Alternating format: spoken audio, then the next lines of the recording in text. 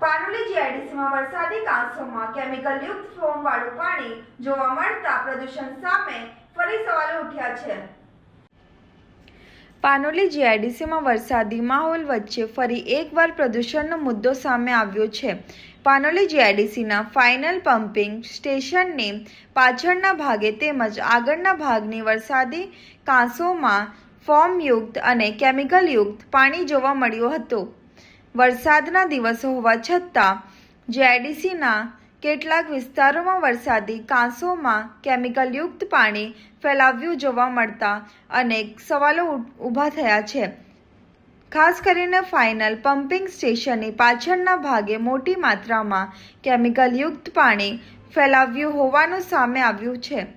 આટલી મોટી માત્રામાં કેમિકલયુક્ત પાણી વરસાદી કાંસામાં કેવી રીતે પહોંચ્યું અને આ પાણી કોણે છોડ્યું તે તપાસનો વિષય બન્યો છે।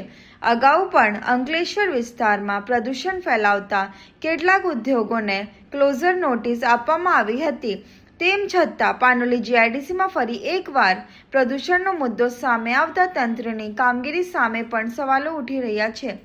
હવે એ જરૂરી છે કે જીપીસીબી દ્વારા પાનોલી જીઆઈડીસીની વરસાદી કાંસોમાં ભરાયેલા આ કેમિકલયુક્ત અને ફોર્મવાળા પાણીના નમૂના લેવામાં આવે અને વૈજ્ઞાનિક તપાસ કરવામાં આવે।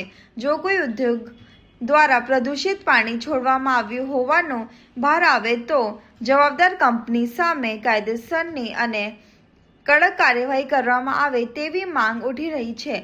પાનોલી જીઆઈડીસીમાં ફરી સામે આવેલા આ પ્રદૂષણના મામલે જીપીસીબી હવે શું કાર્યવાહી કરે છે તેના પર સૌની નજર છે।